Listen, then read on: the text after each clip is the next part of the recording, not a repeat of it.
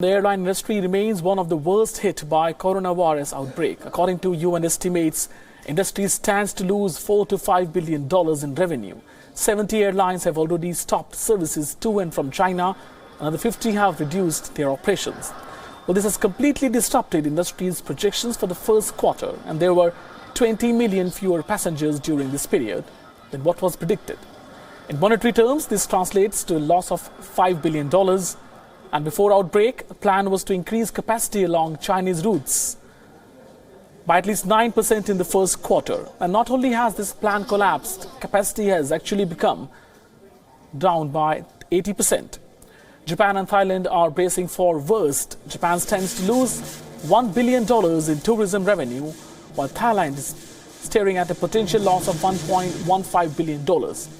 The impact on airlines industry is likely to be much more than what it was during SARS outbreak.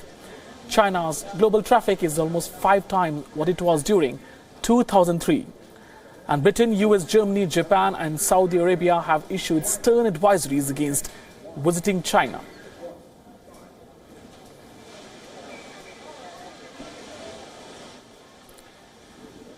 And to take this news forward, we are joined by our aviation expert today to this evening from Singapore, Mr. Matt. Well, good evening to you. First of all, we are staring at a possible loss of worth billions of dollars. Well, how much of that will be contained to China, and how much of that could spill over to other parts of the world? Well, it's hard to actually split it up right at the moment between China and the rest of the world, because the aviation industry is so connected.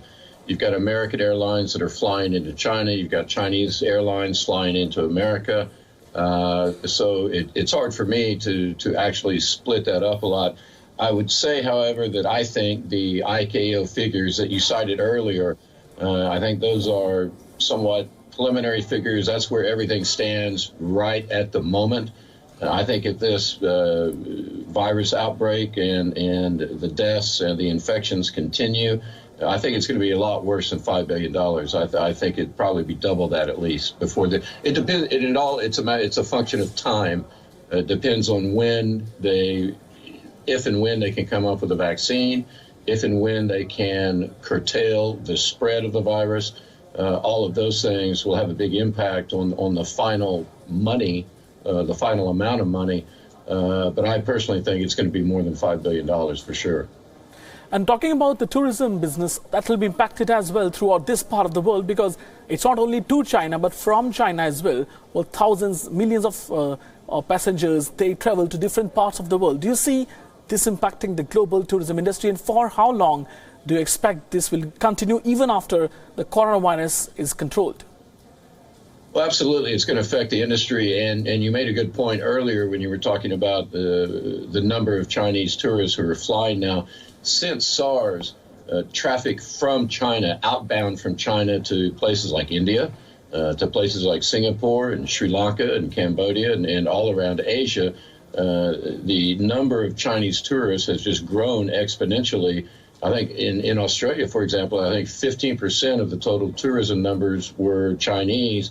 And not only do they fly to Sydney or Melbourne, perhaps, but they also travel within the country, so that inter-country travel is going to be curtailed. And you know, your question about restaurants and the tourism industry, I mean, it's not just the airlines that are going to have problems. It's also the airports. It's the duty-free shops. It's going to be the restaurants at the airports. It's going to be taxi drivers. It's going to be, the caterers. So the ripple effects of the curtailment of travel is just going to be, the impact is going to be really severe. How long it's going to last, again, that's a function of how long the virus lasts. When are they going to be able to come up with a vaccine? How long does it take to test that vaccine? You think about it, how long is it going to take to vaccinate 1 billion Chinese people? So it's a function of time in that respect. Also, if we talk about many aircraft which were flying to China now, well, it's assumed that they will be grounded. What if they don't fly for a long time, and what if they are pushed on other routes, because you can't keep planes grounded for long? So will it lead to a certain kind of fares coming down in certain sectors because airlines will fly aircraft on some route at least? Yeah, I think you'll see, you'll definitely see, you could probably get a good deal on a Cathay Pacific flight right now. If I wanted to fly to the States with a stop in Hong Kong, I could probably get a pretty good deal on a Cathay flight. But yeah, they will redeploy those aircraft on other routes. But when you're flying something like, let's say, a 777 or an A380 from San Francisco to Beijing, you may not be able to efficiently redeploy that aircraft within the U.S. or on another international route simply because the demand is not there. And keep in mind, it's not just when you have a situation like this where travel demand to one part of the world is curtailed, it's not just flights to and from China. You have flights to and from Singapore that are being affected as well. The demand is not there. People aren't flying to Singapore.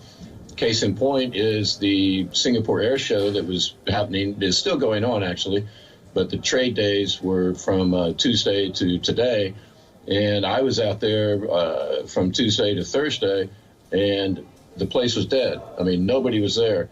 There were lots of hotel rooms that were canceled, lots of flights that were canceled. So it's not just affecting traffic to and from China. It's affecting traffic to Singapore. It's affecting traffic to Cambodia, to Japan, and to anywhere where the virus has broken out. And it's a bad. So it's going to affect lots of other regions. Okay, and one last question to you before I let you go is, after this is contained, for how long do you think this is going to be there, even after the virus is controlled? For how long the impact is continuing? Well, if you look at SARS as a model back in 2002 and 2003, the industry, the aviation industry, the travel industry, the restaurant industry, the hotel industry, you actually saw a fairly quick recovery. People got back in the air. People still need to do business. So when they saw that the virus had stopped spreading and that people got everything under control, traffic bounced back fairly quickly. I would anticipate, I would hope, because this also affects me personally. If the aviation industry, stops, then nobody advertises in my magazine. But I would hope that the industry is able to, and not just our industry, but also all the others that I mentioned, that it would come back relatively quickly. Again, I just have to repeat, it's a function of time. The longer this goes on, the longer it will take to recover. All right, thank you. Thank you, Matthew, for talking to us and getting us all these details about that developing story. Thank you.